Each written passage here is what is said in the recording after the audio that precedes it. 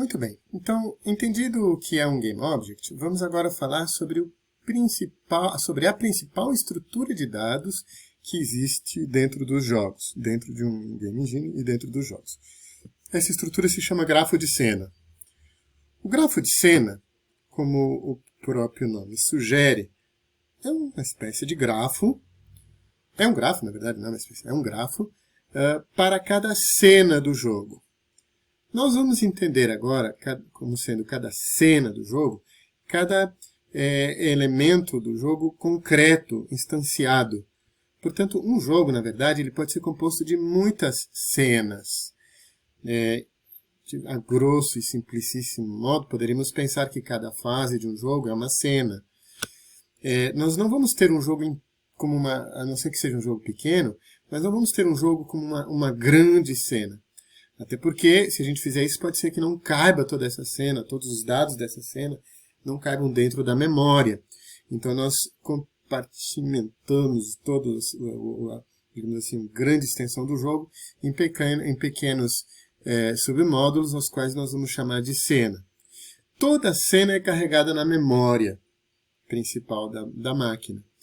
E essa cena, ela precisa, de alguma forma, ser estruturada, porque é composta por muitos elementos.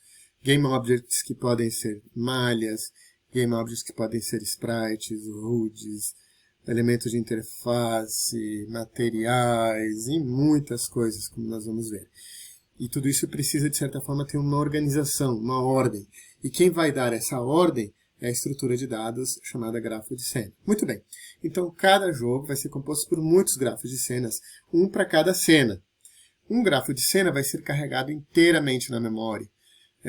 E é por isso que a gente vai dividir o jogo em várias cenas diferentes para podermos eventualmente ter cenas que ultrapassam a quantidade de memória que eu tenho. O grafo de cena, ele poderia quase ser chamado uma árvore de cena. Na verdade, na maioria das ferramentas e nos game engines, nós vamos de fato ver o grafo de cena como uma árvore hierárquica, onde nós vamos ter pai, filhos e assim por diante. Os nós dessa árvore vamos chamar dos game objects. E esses nós, eles vão eventualmente poder ter muitos atributos diferentes.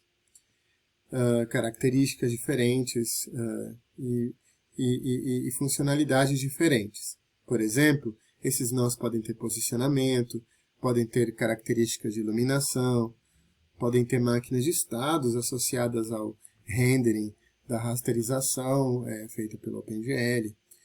E eles também podem ter uma hierarquia pendurada embaixo deles, como nós vamos ver.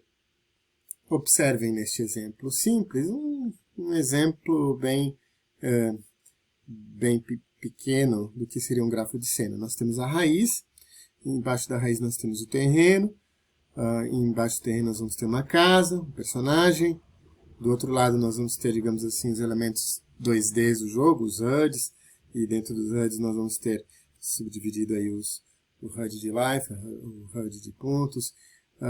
E percebam que os Game Objects estão todos inseridos no grafo de cena, têm naturezas muito distintas entre si e podem ter atributos muito diferentes também.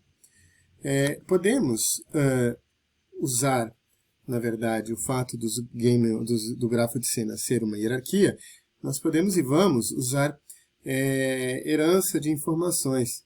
E, por exemplo, se o meu terreno tiver algum tipo de atributo de iluminação associado a ele, todos os Game Objects filhos dentro desse terreno podem também usufruir dessas mesmas características e atributos de iluminação. Já os Game Objects que estão nesse outro lado não vão ser interferidos pela iluminação, até porque eles nem são 3D, eles são HUDs, então não faz sentido iluminá-los, pelo menos da forma como estamos iluminando um terreno.